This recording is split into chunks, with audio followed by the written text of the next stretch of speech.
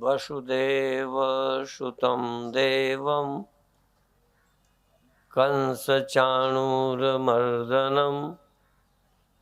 देवकी परमानन्दं कृष्णं वन्दे जगद्गुरुं कृष्णं वन्दे जगद्गुरुं कृष्णं वन्दे जगद्गुरुं।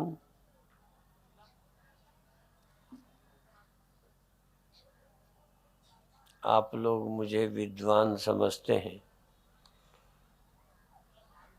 प्रशंसा करते हैं। मैं जानता हूँ कि कितना अशिक्षित हूँ, कितना ग्रंथों का मुझे ज्ञान नहीं है, पर संतोष इस बात का है कि गुरु कृपा से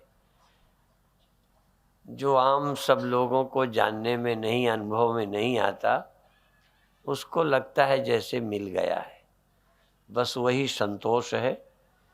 बाकी ग्रंथों में तो इतना कुछ है कि हम कई जन्म अभी भी लेंगे तब भी ग्रंथों का सारा रहस्य बता पाना कठिन है। कर्म का अपना रहस्य है, जन्म का अपना रहस्य है, भोग क्या है, भोग से छुटकारा क्या है, ये बड़ा जटिल विषय है। खैर, दूसरा, इतने पंथ हैं, इतने धर्म हैं। हम जब गुरुदेव के साथ रहते थे तो कहा करते थे 900 से ज़्यादा, लेकिन अब तो और ज़्यादा है। तो कितने पंथ हैं और सब कल्याण की बात बताते हैं, और कोई ऐसा पंथ नहीं है जिसमें तरने का विश्वास ना हो और जिसके अनुयायी संतुष्ट ना होते हों।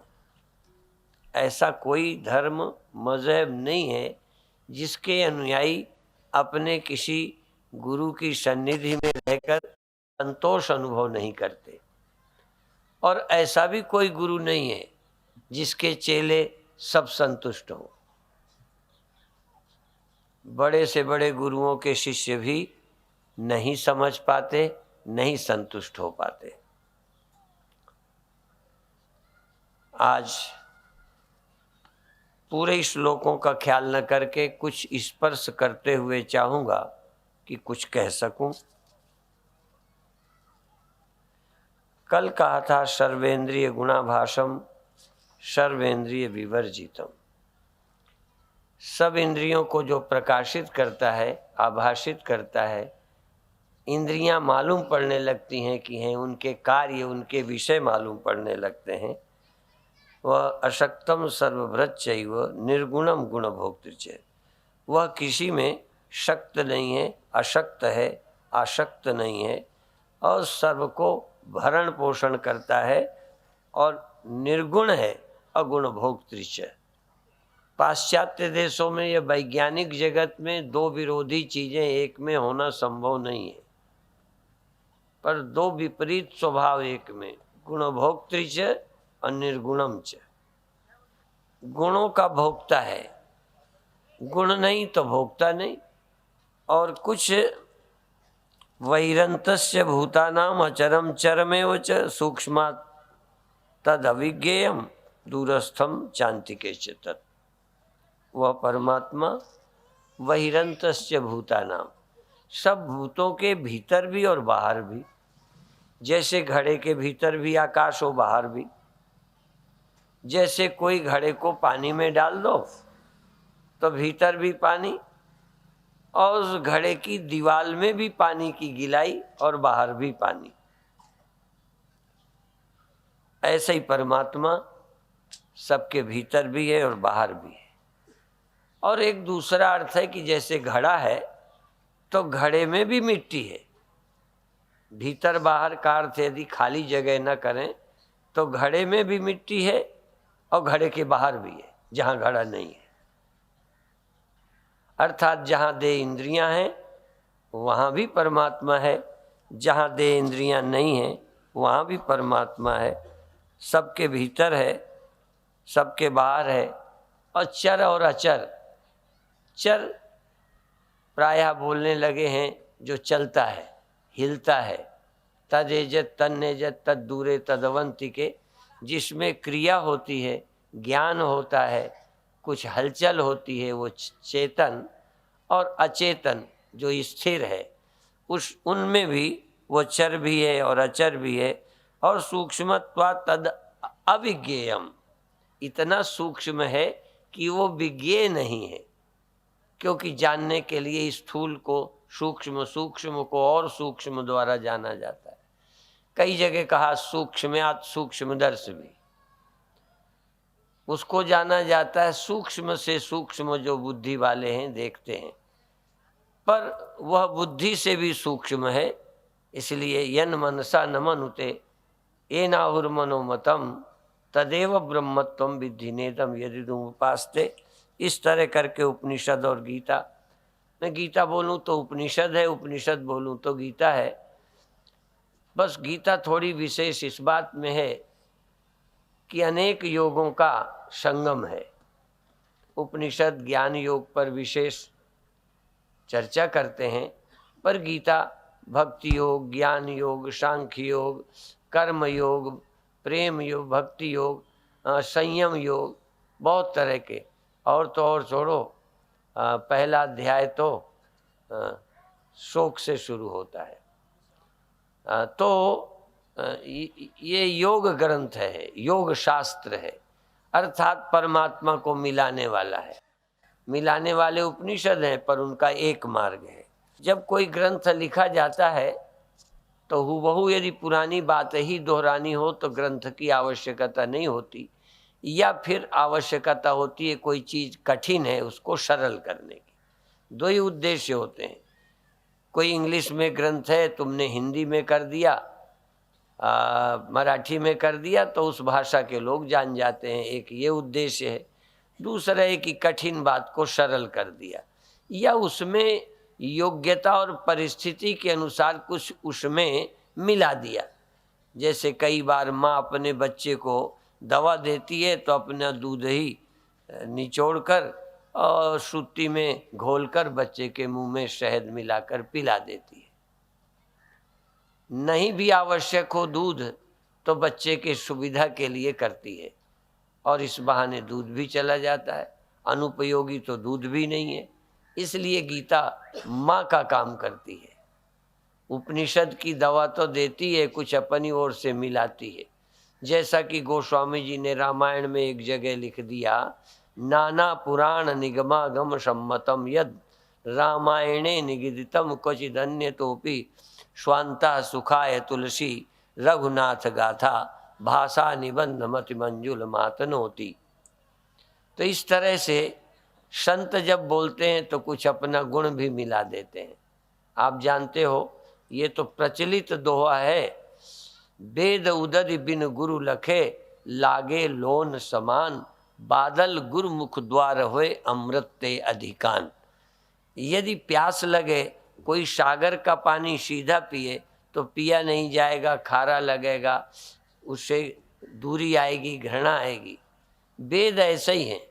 वेद को सीधा पढ़ो तो झंझट है, तो वेद उदद ही, वेद सागर हैं, बिना गुरु के लखे तो लोन नमकीन लगता है। सागर का पानी तो नमकीन लगता है, पर बादल भाप बन के, जब बादल बन के आता है तो डिस्टिल वाटर बन के मीठा बनता है। नमक रह जाता है, गंदगी रह जाती है, शुद्ध पानी डिस्टिल वाटर बन के आता है। तो जब शास्त्र, कथा, उपनिषद, गीता किसी गुरु के मुख से आती है तो गुरु बादल की तरह वो अच्छा पानी लेके अमृत अमृत बरसाते हैं, और जो तीखी रूखी बातें थी वो छूट जाती हैं। इसलिए कथा सुननी चाहिए, पढ़नी नहीं चाहिए। पढ़ने का मतलब सागर पीना, और सुनने का मतलब बादल द्वारा किसी के मुख से सुनना। तो गुरु बादल की तरह हैं। तो परमात्मा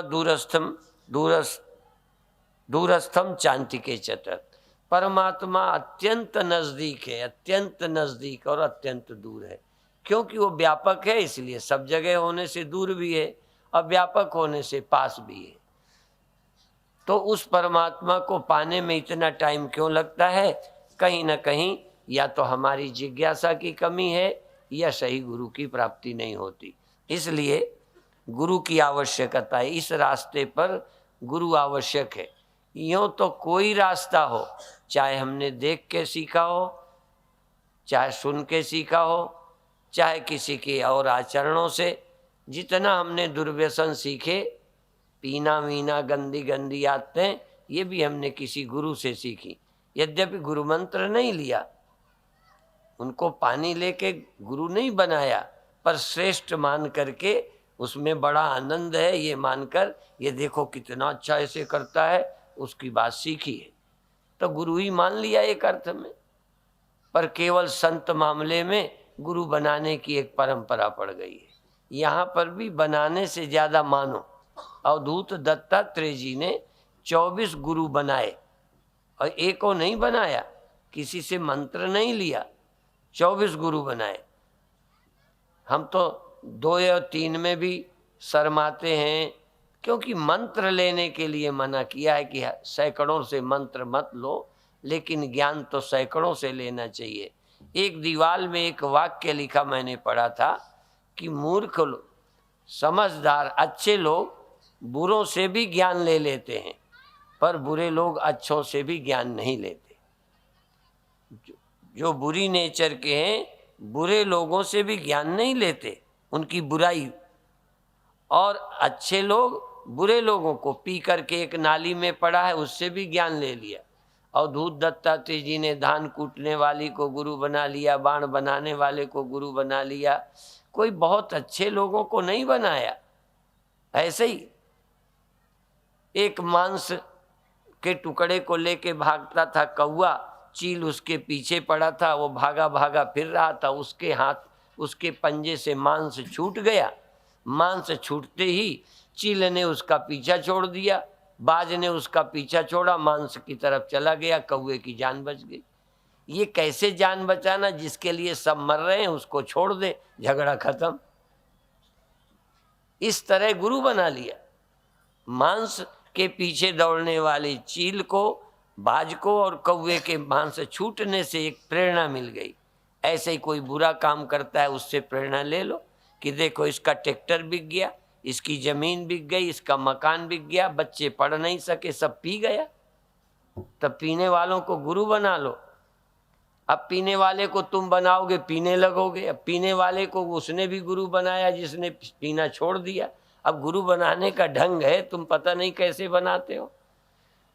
कई बार हम किसी को मना करेंगे, भाई बीड़ी ना पियो, तो कहते फला साधु पीता है, फला यूँ करता है। अब बताओ, अब ना करने वाला दिखा नहीं उसे, ना पीने वाले भी तो हैं, तो ना पीने वाले नहीं दिखे, पीने वाले दिख जाते हैं। अब क्या करें? और गुरु की बात से भी ना कोई समझे तो क्या करें? तो पहले ही कहा कि समझदार लोग तो ना समझों से भी ज्ञान ले लेते हैं, पर ना समझ लोग समझदारों से भी ज्ञान नहीं लेते, बुराई लेते हैं। हमारे यहाँ पहले जब विद्यार्थी यूनिवर्सिटी से पढ़कर जाता था तो ये बोला जाता था, आचार्य बोलता था, यान्यस्मकम सुचरितानि तानि तो उपास्यानि नो इतराणि। हमारे जो अच्छे आचरण हो वो तुम लेना, यदि कोई बुरे हो तो उन्हें न लेना, क्योंकि ये दुर्बलता मानव का स्वभाव है। किसी में कोई, किसी में कोई, किसी में कोई। जितना संभव हो दुर्बलताओं से बचना चाहिए। तो गीता हमको ऊंचा बनाती है, महान बनाती है, बुराई करने की छूट नहीं देती। फिर भी गीता की उदारता, गीता की समझ कितनी बड़ी है। संत बिनोवा कभी स्थित प्रज्ञ दर्शन गीता के दूसरे अध्याय पर बहुत कुछ बोला। मैं बहुत पहले उनको पढ़ता था, उनको पढ़ा, गांधी जी को पढ़ा, हाँ, और भी शंकराचार्य तो खैर हमारे प्राण हैं, उनको तो पढ़ा ही, पर अन्य लोगों की भी टीकाएं पढ़ने से अनेक तरह की प्रेरणाएं मिलती हैं।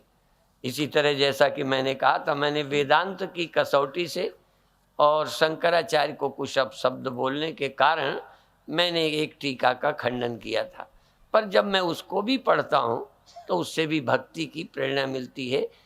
आम आदमी ज्ञान का अधिकारी नहीं है। और भगवान कृष्ण ने स्वयं भी 12वें अध्याय में कहा कि मेरी भक्ति आसान है, अव्यक्त और अनिर्देश जो परम तत्व है वो देहधारियों के लिए बड़ा कठिन है, क्योंकि देह के धर्म 24 घंटे चढ़े रहते हैं। भूख है, प्यास है, सर्दी गर्मी रोग। अब तू दुख से मुक्त है, ये समझना कितना कठिन है। मैं आपसे भी कहूँगा, और जो बोलते हैं उनके अंदर भी कैसे निष्ठा आती है, क्योंकि 24 घंटे अनुभव शास्त्र के विपरीत होते हैं। शास्त्र के बिल्कुल विपरीत अनुभव में आते हैं। मेरे में काम है, मेरे में क्रोध है, मेरे में लोभ है, मेरे में भय है, मेरे में रोग है, मेरे में ईर्षा है। ये सब अपने में दिखाई पड़ते हैं। और जो वेदांत कहता है शुद्धोषि बुद्धोषि निरंजनोषि संसार माया परिवर्जितोषि, ये अनुभव में नहीं आता। चिदानंद रूपा शिवोहम शिवोहम, कल्याण रूप साक्षी आते सदा शिवोहम, सुख दुख जान मन का, जन्म मरण तन का, सुख दुख जान मन का, निरपेक्ष तू निरीक्षा याते सदा शिवोहम, जागृत स्वप्न सुसुप्ति है बुद्धि की अवस्था, मैं बुद्धि से परे हूँ। अब परे अरे तो कहीं होने का अनुभव नहीं होता, या तो नींद हो जाती है या बुद्धि के साथ ही जैसे लगता है। इतना तो पत्नी भी 24 घंटे नहीं साथ रहती होगी जितनी ये बुद्धि साथ रहती है। सोने के अलावा छोड़ती नहीं पीछा। स्वप्नों में ये रहे, जागृत में ये रहे। एक घूमने जाओ, किसी से मिलते हो तो अकल के आधार पर बात करते हो। किसी से बात करने में भी ये बुद्धि तुम्हारे साथ है। मेरे एक गुरु भाई बड़े हंसोड़े, बड़े मस्त, हम उनको अवधूत कहते थे। अवधूत का मतलब है जो बोल चाल में परवाह नहीं करते, मस्त मौला। तो बड़े अवधूत स्वभाव के थे। तो एक घर गए, वहाँ से जब चलने लगे तो उन्होंने कहा महाराज फिर दर्शन देना। तो कहते थे अच्छा हम अपनी घरवाली से पूछेंगे। अब संत महात्मा और घरवाली माने स्त्री पत्नी, बहन अपनी घरवाली से पूछेंगे। लोगों ने हंस के कहा महाराज आपके कौन है? कहना वो हमेशा साथ रहती है, उसी की राय से तो मैं चलता हूँ। वो कह दे जाना है जाते हैं, और रोक दे तो मान जाते हैं, उसके कहे पर चलते हैं। कोई स्त्री के कहे पर चले तो लोग कहते हैं स्त्री भगत है। हम सब बुद्धि के भगत हैं, बुद्धि के कहे पर ही चलते हैं, जैसा चलाती है चलते हैं। तुमसे क्रोध में बोलना है नहीं बोलना है, अब ये समझ पर निर्भर है। एक आदमी झगड़ा बढ़ा लेता है, एक आदमी बुद्धि के कहे से झगड़ा घटा लेता है। बुद्धि का बड़ा महत्व है जीवन में, और लोग बुद्धि को तलाक दिए रहते हैं। तो तलाक क्या दोगे? यदि सद्बुद्धि का दोगे तो कुबुद्धि तो रहेगी। एक संत वो जिनकी बात बताता हूँ, एक पंजाबी के घर दिल्ली गए, नाम नहीं लेता किसी का। पंजाबी के घर गए, जरा पत्नी से वैसे भी पति चिढ़ता था, क्योंकि पत्नी जब देखो सत्संग में, जब देखो सत्संग में। अब घर वाले कभी चाय कभी किसी बात को लेके बड़े दुखी रहते थे। तो स्वामी जी से शिकायत की कि ये कुछ सुनाएंगे और पत्नी को समझाएंगे। तो वहाँ सोड़े तो थे। जब उन्होंने शिकायत की कि स्वामी जी इसको समझाओ, काम वाम नहीं देखती, जब देखो तब फिरती रहती है साधुओं के पीछे और सत्संग में। तो स्वामी जी ने हंस के और कह दिया कि कोई बात नहीं, हम तुम्हारा दूसरा ब्याह करा देते हैं। अब लो, उन्होंने कहा दूसरा ब्याह। अब वो तो और नाराज हो गया। उस दिन से साधु को घर नहीं आने दिया। एक बार मैं गया तो ये सारी कथा मेरे से सुनाई पति ने।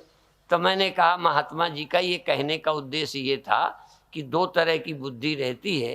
तो एक हमारे पास पहले थी, इसके कारण हम कुबुद्धि के कारण दुखी रहते हैं। तो दूसरी करा दें माने दूसरी सद्बुद्धि दे देते हैं, तो वो झगड़ा नहीं करेगी। और वैसे भी हम ये कहा करते हैं कि कई जगह अर्थ लगता है कि नींद पुरातन की बहू। नींद जो है तुम्हारी जन्मजात पत्नी है, बहू है, तुम्हारे साथ जन्मी, तुम्हारे साथ रहती है। नींद पुरातन की बहू, खड़ी रहे दिन रात, चिंता बहू नवीन लखी, उझक झांकी फिर जात। और जब से चिंता दूसरी बहू आ गई तुम्हारे घर, पहले नींद आती थी जब देखो आ जाती थी, गाड़ी में आ जाए, कहीं आ जाए, बैठ जाए। अब साधुओं को बहुत आती है, कई बार मंचई में आ जाती है। क्यों आ जाती है? इनको कोई चिंता तो है नहीं, दूसरा ब्याह किया नहीं, एक ही है नींद इनकी साथिनी है। पर जब दूसरी आ जाए चिंता, इसीलिए कहते हैं कि भाई इनको क्या है, न किसी का कर्ज है, न लेना है, न लड़की की शादी करनी है, और मौज से बनी बनाई रोटी मिलती है। अब ये जाने इन्होंने कितने विभाग बनाए, भोजन कौन संभालेगा, यज्ञ अपन ने तो संभला संभलाया, आके बैठ गए, संभले संभलाए में बोल के चले जाएंगे। तो अब हम लोगों को तो नींद आ जावे, अब वो तो हम ही बोलते हैं तो नहीं आती। और मैं व्यास गद्दी से बोलता हूँ, जीवन में 2 दिन ऐसे आए कि मैं अपने प्रवचन में ही सो गया। ये सच बात है, आप विश्वास नहीं करेंगे। कई दिन का जागा था, मेहनत, एक बार तो विदेश से आया था। अब लोगों ने कहा कुछ सुनाओ, अब सुनाऊं तो मुझे रस तो आवे नहीं, नींद आ गई। एक बार ऐसे यज्ञ हुआ था, तो उन दिनों जिम्मेदारी जैसे वक्ता भी थे, पर जिम्मेदारी जैसे यहाँ विश्वात्मानंद लिए हैं, सारी जिम्मेदारी अपनी होती।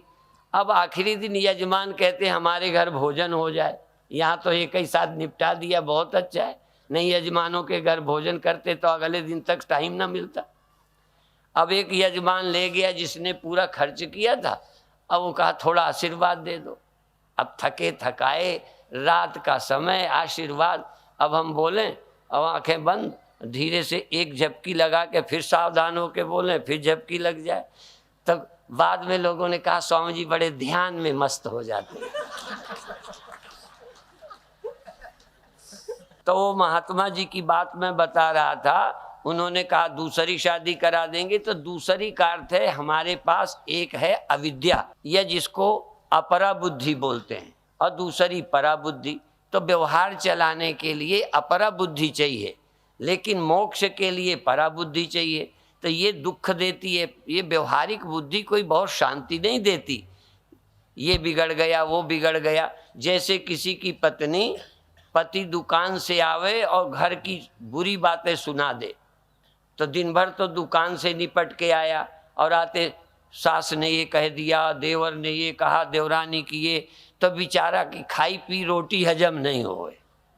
तुम्हें भी यदि घरवाली सुनाती होगी ना आते आते, तो पता चल जाएगा। कई बार स्त्रियां पति को बुरी बुरी बातें ही बताएंगी, ये हो गया, वो हो गया, चैन से खाने नहीं देती। तो इसी तरह से जैसे स्त्री करती, ऐसे ही हमारी बुद्धि, तुम्हारा ये हो जाएगा, बूढ़े हो जाओगे, लड़कों का क्या बनेगा, भविष्य का क्या होगा, ऐसी फालतू की चिंता बुद्धि लाती है। तो स्वामी जी ने कहा हम तुम्हें दूसरी शादी करा देंगे, वो तुम्हें सुखी करेगी, वो व्यवहार से तुमको अतीत में ले जाएगी। इसीलिए श्रेय और प्रेय 2 बातें।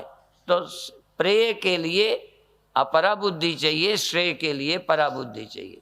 तो संत यूँ बोल देते हैं, संत बोलने में बड़े, तो कई लोग समझते नहीं। तो ज्ञानी जन, परमहंसों की बात, अवधूतों की बात जरा विलक्षण होती है।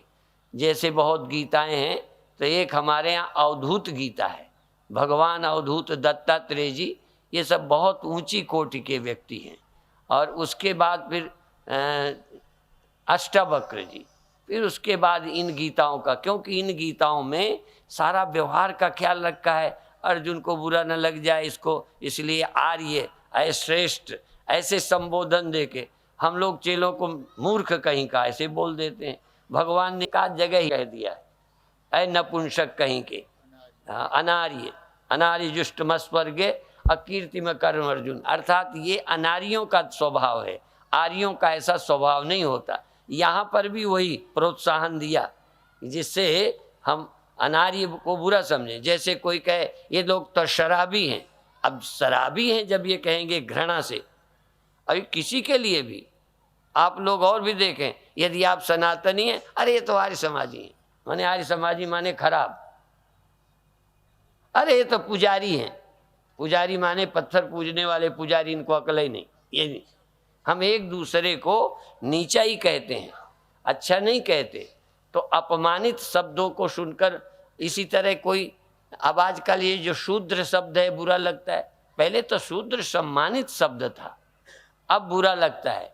इसी तरह से कुछ दिनों में हरिजन बुरा लगने लगा, ऐसी तो कुछ शब्द धीरे धीरे बड़े नीचे लगने लगते हैं, तो लोग संभाल के बोलने लगते हैं।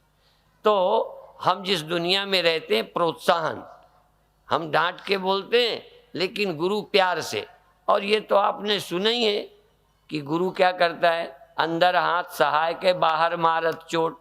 जैसे घड़ा कुम्हार बनाता है तो अंदर सहारा दे के ऊपर से पीट पीट के बड़ा करता है। हम लोग तो फोड़ा ही दें घड़ा। हाँ, कई बार मैं माताओं को कहता हूँ तो पेट में बच्चा बन जाता है। यदि इनकी अकल से बनता होता ना, ये कहती हैं अपने को माता, ये माता वाता हैं नहीं, ये तो ऐसे ही बोल देती हैं कि हमने पैदा किया, तुमने क्या किया। अंदर वो बनता रहा कि बनाती रही हो। तुम बनाती होती तो जाने क्या बना के धर देती। रोटी तो ठीक बनाई नहीं बने, लड़का कैसे बनाओगे। और फिर पगलियों तक के अच्छे बन के आ जाते हैं। यदि उनकी अकल से बनते होते, कौन बनाता है, प्रकृति सारा काम करती है और माता तुम बन जाती हो। असल में हम माता पिता नहीं हैं, इसीलिए एक पिता एक माता है। एक पिता के हम सब बालक हैं, एक पिता है सबका, जगत पिता और जगत माता। अब जगत जननी जब कुतियां कहने लगी, अब क्या बताएं। हाँ, जिसे देखो जगत जननी कहने लग गए। आज जगत जननी कोई औरत होती है, सारी सृष्टि को जन्म देने वाली जगत जननी होती है। सारी सृष्टि का जो पिता है, जिससे सारे हुए, सारी ब्रह्मा विष्णु महेश हम तुम राम कृष्ण सब जिससे होते हैं, वही एक जगत पिता है। हाँ, पर अब तुम्ही को समझ नहीं आवे तो औरों को कैसे समझाएंगे। अब कल कोई कह दे स्वामी जी तो सारे जगत के गुरु हैं। बताओ, अपने मन के तो गुरु बन नहीं पाए, अपने मन को तो गाइड नहीं कर पाते। हमारा मन तो हमारी सुने नहीं, जगत गुरु हो गए। आप अपने गुरु बन जाए, ये कितनी बड़ी बात है। अपने मन को शिक्षा दे सके। इसीलिए पंजाब में गुरुओं ने जगह जगह संबोधन किया, कह नानक सुन रे मना। गुरुओं ने कहा ऐ मन सुन,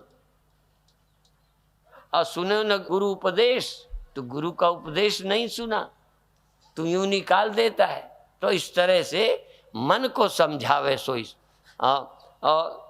और भी गुरुवाणी में ये शब्द भी है, पंडित सोई जो मन पर बोधे, नाम राम नाम अंतर में शोधे। असल में पंडित वो है जो मन को प्रबोधे, मन को जगाए, समझाए, मनाए, सुलझाए, जैसे बच्चे को मनाते हो। ये बड़ा तो पंडित कौन है, जो मन को, और साधु तो हो ही मन का अंत करे सोई संत। संत कौन है, जो मन का अंत करे, सदा के लिए नहीं करे, कम से कम थोड़ी देर को तो शांत कर दे, अंत कर दे। शांत का भी अर्थ होता है अंत, अंत सहित, अनादि और अनंत, शांत, अनादि और शांत, अंत वाला। तो मन का अंत जो कोई देख ले होश में, जैसे लहर का अंत कौन देखे, पानी। पानी ने देखा लहर है और देखे लहर खो गई, पानी बच गया। पानी अपना बचना देख ले, लहर का अंत देख ले, बुलबुले का अंत, सारी सृष्टि का। और मन का अंत हो गया तो सृष्टि, मनस्य मनि भावे द्वैतम नैवोपलभ्यते। मन का अंत हो गया तो संसार गया, अमनी भाव। हम थोड़ी देर मन रहित हो जाएं। मन रहित रहना जो सीख लेता है वो बस मन को जीत लिया। जीतम जगत के न मनो ही, क्योंकि मन हमें नचाता है। थोड़ी देर को मन ही को खो दो। ये पानी को लिए लिए फिरती है लहर, हिलाती फिरती है बुलबुला। ये थोड़ी देर को लहर खो गई तो बस हलचल गई। ये मन तुमको यहाँ ले आया, मन वहाँ ले आया, ऊधो मन न भय 10-20, एक राय तो गयो श्याम संग को आराधे ईश। ये जो मन तुमको नचाता है, मन या तो नींद में नहीं रहता या ध्यान में नहीं रहता। जरा ध्यान दो, अभी तो ध्यान में बैठते और एक मन के बजाय लगता है जैसे हजारों मन हो गए, मन ही मन हो गए। असल में ध्यान से मन खो जाता है, निद्रा में मन सो जाता है और ध्यान में मन खो जाता है। सोने वाला पुनः पैदा होता है। बहुत अंधेरे में सांप दिखना बंद हो जाए तो मन अंधकार में पुनः पैदा हो जाएगा। यदि उजेले में सांप खो जाए, रस्सी रह जाए तो सांप फिर पैदा नहीं होगा। तो इस तरह से मन का अंत करने के लिए आत्मज्ञान की, ध्यान की आवश्यकता है। अविभक्तम च भूतेषु विभक्तम एव च स्थितम भूतभृति च तज्ज्ञेयम ग्रसिष्णु प्रभु विष्णु च। परमात्मा अविभक्त है, सभी प्राणियों में विभक्त सा लगता है। विभक्तम एव च स्थितम, विभक्त की तरह स्थित है पर है अविभक्त। अब ये समझ में कहाँ आता है? मैं बोल जाऊंगा अभी, अब फिर कभी आना होगा, भगवान कृपा करेंगे, ले उर प्रेरक रघुवंश विभूषण, वो जिधर ले जाएंगे। एक श्लोक भी ऐसे ही आया कि जानता हूँ मैं धर्म क्या है पर चल नहीं पाता, जाना मैं धर्मम, अधर्म जानता हूँ पर त्याग नहीं पाता, के नापि देवेन यथा नियुक्तोऽस्मि तथा करोमि। किसी देवता के द्वारा अर्थात परमात्मा ने सबको किस लिए भेजा है? ये थोड़ा विषय जटिल है, लोग अर्थ अपने मन का कर लेते हैं और मन का करके मनमानी करते हैं, इसलिए नैतिक लोगों को डर लगता है ये कहने में कि सब परमात्मा कराता है। रामायण की चौपाई कई उदाहरण दे के आते हैं कि करई राम सोई होई और अन्यथा करे न कोई, ऐसे बोलते हैं। और जैसे कठपुतली को नचाता है ऐसे ही राम सबको नचाते हैं। तो चोरी करने वाले, शराब पीने वाले कहते हैं हमें भी तो भगवान ही करवाता है। हाँ, अब देखो ग्रंथ के हवाले शैतान भी कुरान के हवाले दे देता है, जो करना है उसके लिए लोग सबूत ढूंढ लेते हैं। अब ये रामायण की चौपाई है तो राम सब कराते हैं, तो लोग पूछते भी हैं कि सब बुरा काम भगवान ही कराता है। तो देखो हम बताएं, जब तक हम करने वाले हैं, हम जानते हैं कि हम करते हैं, तब तक हमारी जिम्मेदारी है। एक बार मैंने सुना शर्मा ऋषि महाभारत के बाद वहाँ से गुजर रहे थे, युद्ध के मैदान से। सारे पेड़ों के छिलके छूट गए थे, पत्ते झड़ गए थे, जीवित पशु पक्षी नहीं थे, सब शमशान हुआ पड़ा था। एक चिड़िया का बच्चा जिंदा था, अभी उसके पंख भी पूरे नहीं थे। तो उसको देखा तो ऋषि ने अपने छात्रों से कहा इस बच्चे को ले चलो, इसकी रक्षा करेंगे, आश्रम ले चलेंगे। देखो इसको भगवान ने कैसे बचाया। अब दोनों बातें कह दी, भगवान ने बचाया, इसको आश्रम में ले चलें। तब बच्चों ने प्रश्न कर दिया कि एक तरफ कहते हो भगवान ने बचाया, तो अब भगवान कहीं चला गया है क्या? अब नहीं बचाएगा क्या? तो ऋषि ने कहा कि जहाँ तक हमारी नज़र नहीं पहुँचती, हमारी समझ के जो बाहर है, उसकी जिम्मेदारी भगवान की है, पर जहाँ मेरी समझ काम करती तहाँ जिम्मेदारी हमारी है। ये बच्चा, फिर बच्चों ने पूछा कैसे बचा? कहते हैं युद्ध के समय घंटे में बाण पड़ा, घंटा कट गया, अंडे के अंदर, अंडा इसके अंदर हो गया, ये बचा रहा। किसी का लात लगा, घंटा यूँ हो गया, तब वो बच्चा निकल आया। अब वो मर जाएगा, अभी तक बच गया। और मर गया होता तब भी मर गया होता, भगवान ने नहीं बचाया तो हमारी जिम्मेदारी नहीं। अब भगवान ने यहाँ तक बचाया तो हमारी जिम्मेदारी। तो इसी तरह से जहाँ तक तुम करते हो, तुम्हें कर्तापन लगता हो, तो फिर तुम जिम्मेदार हो।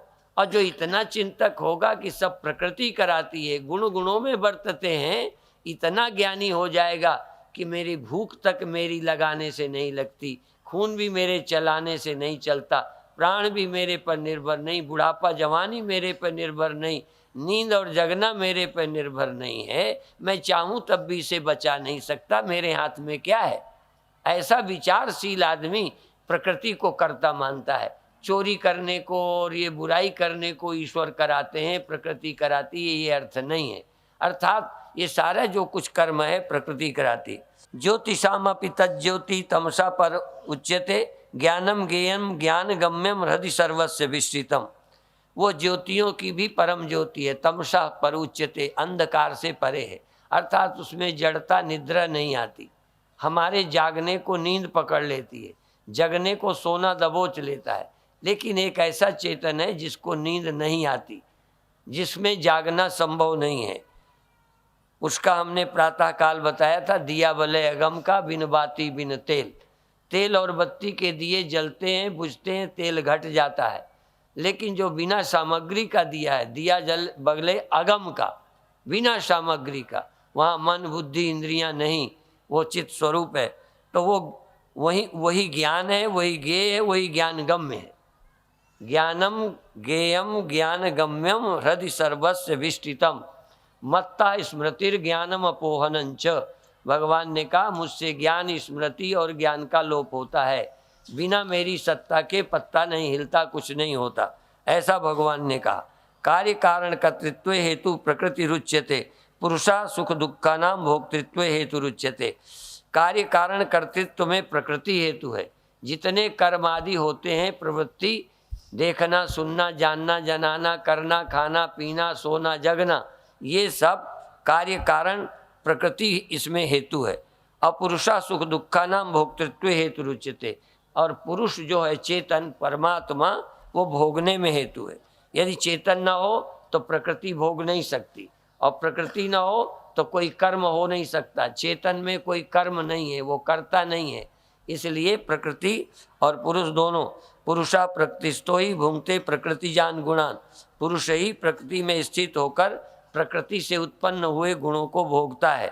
कारणम गुण संगोष्य सद योनि जन्मसु।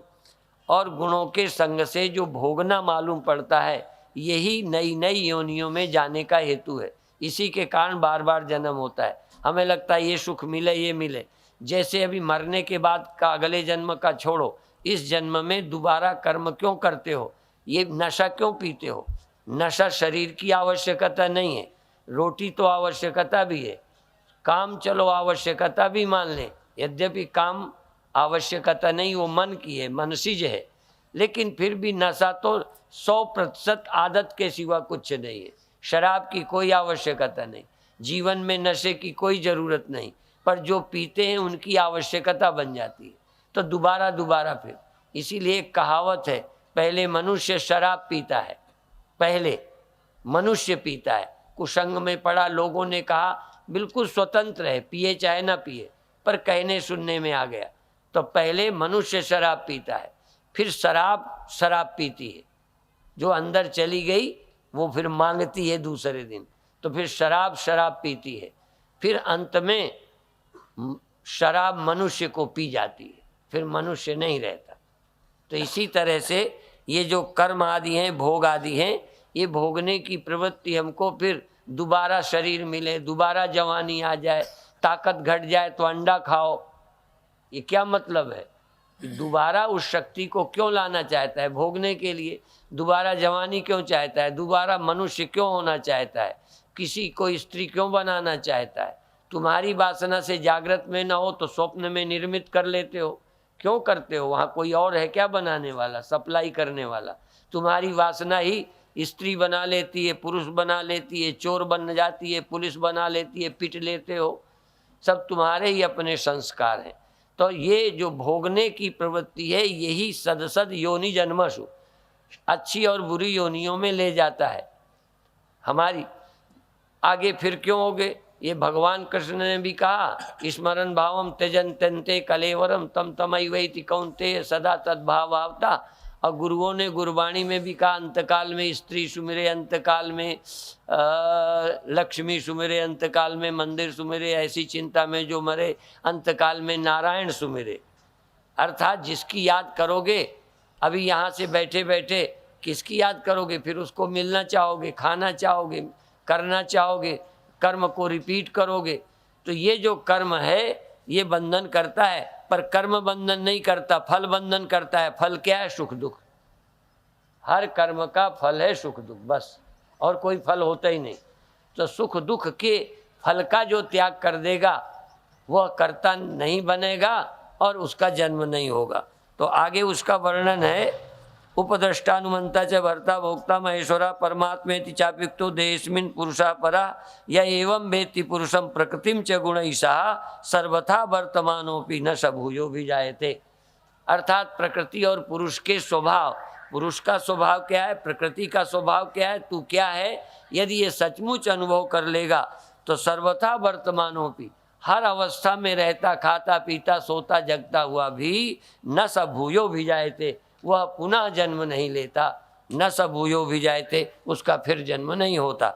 अब इस जन्म न लेने की बात तो फिर कभी आके चर्चा करेंगे। ध्यानेनात्मनि पश्यन्ति केचिदात्मानमात्मना, कोई ध्यान से इसे देखते हैं अपनी आत्मा में, अन्य सांख्येन योगेन, अन्य लोग योग और सांख्य के द्वारा, अब कई कर्म योग के द्वारा देखते हैं। अन्य तेव मजानंता सुत्यान्य उपासते, और अन्य लोग किसी गुरु संत से सुन करके भी इस सत्य को जानते हैं। ते पिचाति तरंते और मृत्यु श्रुति परायणा, जो सुनने में लगातार लगे रहते हैं, किसी संत से चिंतन करते रहते हैं, ऐसे श्रुति परायण लोग भी तर जाते हैं। ते पिचाति तरंते, वो लोग भी तर जाते हैं जो कथा सुनते हैं। जो स्वयं ज्ञान को उपलब्ध नहीं भी हुए हैं, सुनते हैं, उनका भी कल्याण होता है। समम सर्वेषु भूतेषु तिष्ठन्तम परमेश्वरम विनश्यस्व विनश्यंतम या पश्यति स पश्यति, जो भी विनष्ट होता है इन सब में परमात्मा समान है।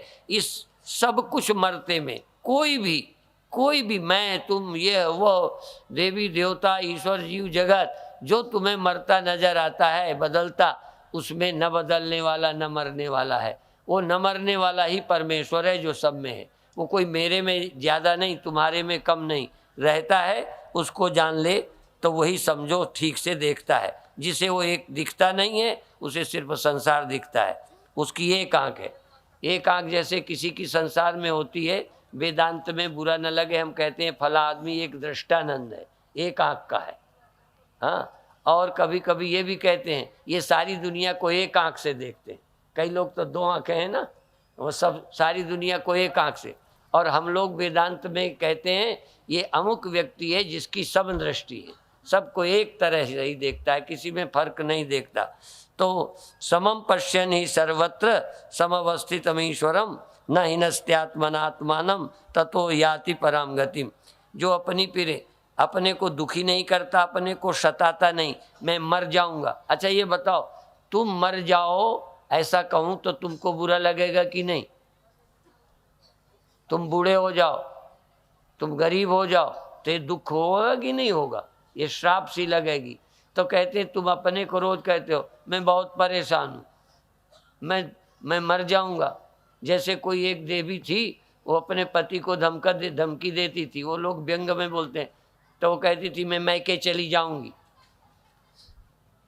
हम एक महात्मा बार बार कहते थे मैं आश्रम छोड़ के चला जाऊंगा, तो उनको हम यही व्यंग करते थे, मैं मैके चली जाऊंगी, मैं मैके चली जाऊंगी। और बस वाले लिख देते हैं मैं भर की चली जाऊंगी, तुम देखते रही हो। तो न हिनस्त्यात्मनात्मानम ततो याति पराम गतिम, जो अपने को मारता नहीं है, सताता नहीं है, दुखी नहीं करता। अब तुम दुखी करते हो ये ना के बराबर, तुम्हारे बात से मैं दुखी होता हूँ ये मेरी ना समझिए। तुमने तो कह दिया तो मैं समझदार हूँ तो ना दुखी करूँ। बुद्ध पुरुष दूसरे के दुख देने से दुखी नहीं होते, क्योंकि वो दुख लेते ही नहीं। तो आप इस पर ध्यान ही नहीं देते, पूजा करोगे पाठ करोगे पर ये संकल्प नहीं लेते कि आज से हम दूसरे के द्वारा दुखी नहीं होंगे। प्रयत्न करो, हो जाए तो थोड़ी देर बाद साफ करो। एक दिन मैंने कहा था कपड़े गंदे हो तो साफ करते हो, शरीर गंदा हो तो स्नान करते हो, घर गंदा हो तो साफ करते हो। तो इसी तरह यदि मन में दुख हो जाए तो दुखी मन को दुखी रखना चाहिए कि ठीक करना चाहिए? वो ठीक करने की कला नहीं सीखते, इसलिए मन को ठीक करने की कला अध्यात्म से आती है। तो जो अपने को दुखी नहीं करता, सताता नहीं, ततो याति परम गतिम, वो फिर परम गति को प्राप्त होता है, मोक्ष को प्राप्त होता है। जो अपने को सताता है वो मोक्ष को प्राप्त नहीं होता। प्रकृत्यैव च कर्माणि क्रियमाणानि सर्वसा यह पश्यत तथात्मानम अकर्तारम स पश्यति, जो प्रकृति को ही करने वाला देख लेता है। बड़ा विस्तार है इसको बताने में, मैं जल्दी कहता हूँ कि जो सब कर्मों को प्रकृति के, खाना पीना सोना जगना रोना हंसना, सब प्रकृति का, बूढ़ा होना जवान होना, ये सब प्रकृति के काम है, इसमें कोई पुरुष का आत्मा का काम नहीं है। और यह पश्यत तथात्मानम अकर्तारम स पश्यति, जो अपनी आत्मा को अकर्ता और इसको कर्ता देखता है वही पश्यति, वही देखता है, बाकी को तो देखने की अकल ही नहीं है। नान्यम गुणेभ्यः कर्तारम यदा दृष्टानुपश्यति गुणेभ्यश्च परम वेत्ति मद्भावं शोधिगच्छति, इस तरह से कहा है। तो अपने को अकर्ता देखे, यदा भूत पृथक भाव में एकस्तम अनुपश्यति तत एव च विस्तारम ब्रह्म संपद्यते तदा, एक से ही सबको हुआ और विस्तार और एक में ही सब समिटता है, लय होता है, ऐसा जो जानता है, ततएव च विस्तारम ब्रह्म संपद्यते, फिर वो ब्रह्म हो जाता है। इतना ठीक जान जाता है, ब्रह्म संपद्यते तदा। अनादित्वान् निर्गुणत्वात् परमात्मा में व्या शरीरस्थोपि कौन्तेय न करोति न लिप्यते। ये परमात्मा अनादि है, निर्गुण है, परमात्मा है और अव्यय है। शरीर पर स्थित होने पर भी कौन्तेय न करोति न लिप्यते, न करता है न लिप्त होता है। अब ये अनुभव करना और पढ़ लेने में कितना फर्क है। हम सबको लगता है हम लिप्त होते हैं। अलिप्त कैसे हों? ब्रह्मज्ञानी सदा निर्लेप, जैसे जल में कमल अलेप। तो ये प्रैक्टिकल कैसे हो सकता है? हो सकता है कि नहीं हो सकता, ये भी एक प्रश्न है। और हो सकता है तो उसका अर्थ क्या है? हम तो बड़े ज्ञानियों को भी गुस्सा होते देखते हैं, हम स्वयं हो जाते हैं। लेकिन ये हम पक्का है कि हमारा वैर किसी से नहीं है, ईर्ष्या किसी से नहीं है, दुश्मनी नहीं है। कुछ हुआ जैसे कोई पानी में पत्थर फेंके, लहर उठी गई, क्या है, बनी रहेगी क्या? वो अगले साल तक बदला लेगी क्या? कुछ नहीं। लोग कहते हैं पानी की लकीर की तरह बेकार, और धूल में पैर के निशान की तरह, और पत्थर में खुदाई की तरह। तो पत्थर में जो खुदा दो बना रहेगा, अगले जन्म तक जब कभी पृथ्वी की खुदाई होगी वो शिलालेख निकल आएंगे। अब जमीन में है, अभी चिन्ह बन गया, थोड़ी देर में हवा चलेगी, कोई निकलेगा, वो मिट जाएगा। पर समय बदला, कोई दूसरी घटना, वो चली गई, नई आ गई, फिर तीसरी आ गई, दूसरी चली गई, बस। और एक है कि कोई आवे ना आवे, पानी में लकीर बनाई और वो अपने आप मिट गई। ऐसे ज्ञानी का चित्त समझ ऐसी होती है। यथा सर्वगतम सौक्ष्म्यात् आकाशम नोपलिप्यते सर्वत्रावस्थितो देहे तथा आत्मा नो लिप्यते। जैसे आकाश सर्वथा सूक्ष्म है और सर्वत्र रहता है, पर किसी से लिप्त नहीं होता, न पानी से, न धूप से, न हवा से, न पेड़ न पौधे से लिप्त नहीं होता। इसी तरह सर्वत्रावस्थितो देहे तथा आत्मा नोपलिप्यते, ऐसे सब में रहने वाली आत्मा लिप्त नहीं होती। और आप तो लिप्त होते हैं ना। बस जानना यही है कि मैं ही आत्मा हूँ, मैं लिप्त नहीं होता। इस प्रैक्टिस को पहले कैसे करना ध्यान में, तुम्हारा मन क्या करेगा, तुम लिप्त नहीं होते। एक वाक्य कहकर समाप्त करूंगा, ये सार है। जैसे भगवान ने गीता में एक जगह कह दिया, यस्य नाहं कृतो भावो बुद्धिर यस्य न लिप्यते। यहाँ आत्मा शब्द नहीं कहा, बुद्धिर यस्य न लिप्यते। जिसकी बुद्धि में ये आ गया कि मैं लिप्त नहीं हूँ, वो लिप्त नहीं है। यथा मति तथा गति, जिसकी जैसी मति उसकी जैसी गति। मुक्ताभिमानी मुक्तो ही बद्धो बद्धाभिमान्यपि किम वदन्ति ये सत्यम किम वदन्ति ये सत्यम या मति सा गतिर्भवेत्। जिसकी जैसी मति, तो मति में तुम करता हो, तुम भोगता हो, तुम प्रभावित हो तो हो, तुम अंदर बुद्धि में आए कि मैं प्रभावित नहीं हूँ तो नहीं हूँ। इसका मतलब बुद्धि आत्मा में प्रभाव न पड़ने पर प्रभावित करती है। जैसे स्वप्न में तुम नहीं मरे थे, पर मरे थे कि नहीं स्वप्न में कभी? तो कौन मरा था? तुम्हारी बुद्धि में आ गया कि मैं मर गया हूँ, बस। वहाँ मरे अरे नहीं, मर जाते तो सुबह जगाने से कहाँ से आ जाते? ये मर जाने वाला आएगा कैसे? मरा देखा था, वो बुद्धि का खेल था, जागे कहीं वो चीज़ नहीं। तो अभी जो कुछ भी तुम हो बुद्धि हो, इसलिए बुद्धेति बहुधा। असल में बुद्धि ही तुम हो, बुद्धि के अतिरिक्त अभी कुछ हो ही नहीं। ना आत्मा हो, ना परमात्मा, ना आदमी। आदमी भी हो तो बुद्धि है। यदि यही आदमी होते तो स्वप्न में रोड में कहाँ से होते? तो तुम्हारी बुद्धि के अलावा, वृत्ति के अलावा कुछ नहीं है। और इस वृत्ति को जो नियंत्रित कर लेता है योगी, इस वृत्ति पर जो संयम कर लेता है, इस वृत्ति को जो बाधित कर देता है, इस बुद्धि के भ्रम को इल्यूजन और भ्रम समझ लेता है, वो निर्भम आत्मा को जानकर मुक्त होता है। इतना ही कहकर अभी समाप्त करेंगे। फिर कभी भगवान की कृपा होगी तो फिर आना होगा। और फिर साधु महात्मा तो एक चुटकुला सुना दें। एक महात्मा, एक सेठ अपने बेटे को कह रहा था, देख सेठ बच्चा कह रहा था मैं गंगा जाऊंगा, मैं मंदिर जाऊंगा। उनका नहीं जाना, तो बच्चे ने जिद कर ली, कहीं जाना तो किसी बाबा को सीताराम नहीं कहना, राम राम नहीं कहना। अब वो बच्चा था, चला गया, पर लोग कह रहे थे तो उसने कह दिया। लड़का सुंदर सा था, कोमल स्वभाव का। जहाँ उसने सीताराम कहा, बाबा जी ने पूछ लिया तुम्हारा क्या नाम है, तुम्हारे पिता का क्या नाम है, पता क्या है, सब पूछ लिया। और लड़का पहुंचा, पीछे बाबा पहुंच गए। तो सेठ ने कहा तूने पता तो नहीं दिया था, नाम सीताराम कहा था क्या? कहने लगे हाँ। कहने मैंने मना किया था, क्यों कहा? तो देखो हम लोग तो ऐसे पीछे पड़ने वाले हैं, तुमने सीताराम कहा, हम पीछे पड़ गए। अब तो फिर कभी न कभी आएंगे। और देखो जिसकी लड़ाई होती है, जब तक काम पूरा न कर ले उसकी जिद नहीं जाती। हमारा काम है मुक्त करना, जब तक मुक्त नहीं करेंगे हमारे को भी चैन नहीं मिलेगी। ओम शांति शांति। जय भगवत गीते मैया, जय भगवत गीते। हरिय कमल विहारणी, हरिय कमल विहारणी, सुंदर सुपुनीते। ओम जय भगवत गीते। कर्म सुमर्म प्रकाशनी, कामा शक्ति हरा मैया कामा शक्ति हरा। तत्व ज्ञान विकासनी, तत्व ज्ञान विकासनी, विद्या ब्रह्म परा। ओम जय भगवत गीते। निश्चल भक्ति विद्यायनी, निर्मल मलहारी मैया, निर्मल मलहारी। शरण रहस्य प्रदायनी, सब विधि सुखकारी। ओम जय भगवत गीते। राग द्वेष विदारणी, कारणी मोद सदा मैया, कारणी मोद सदा। भव भय हारणी तारणी, परमानंद प्रदा। ओम जय भगवत गीते।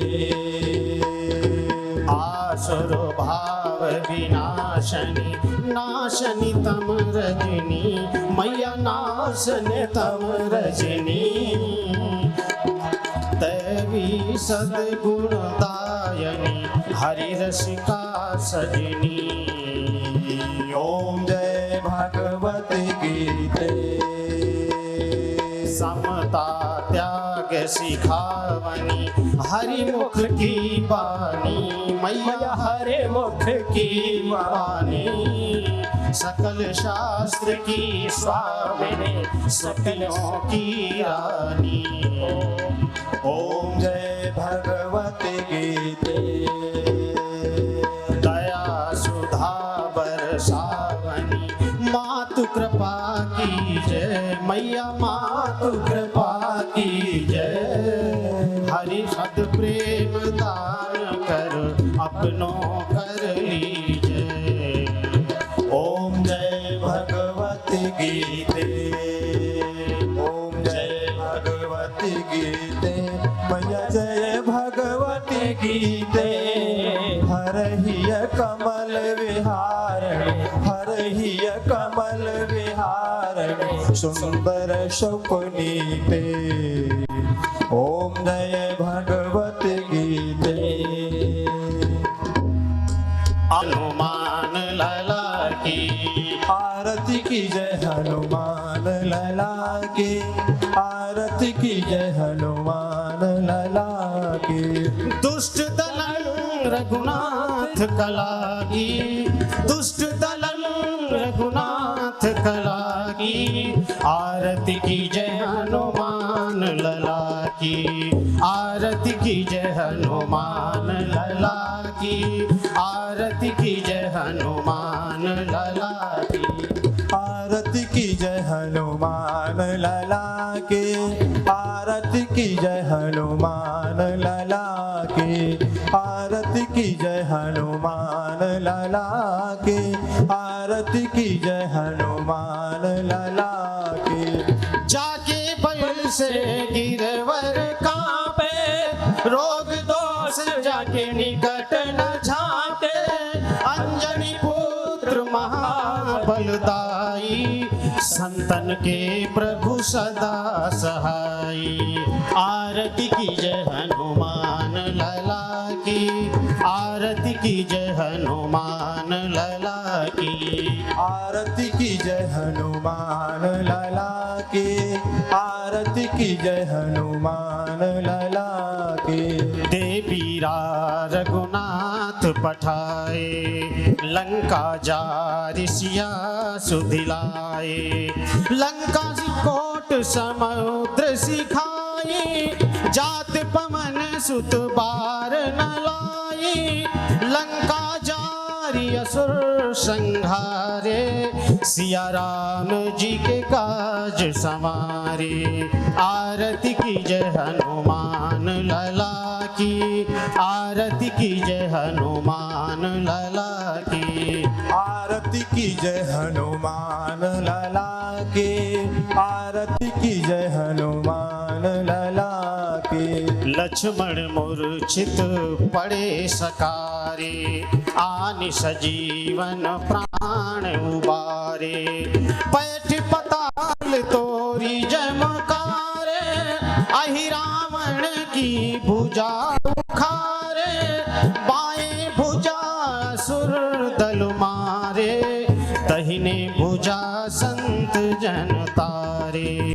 आरती की जय हनुमान लला की। आरती की जय हनुमान लला की। आरती की जय हनुमान लला के। आरती की जय हनुमान लला के। कंचन थार कपूर लोछाई, सुर नर मुनि आरती उतारे। जय जय जय हनुमान उचारे, कंचन थार कपूर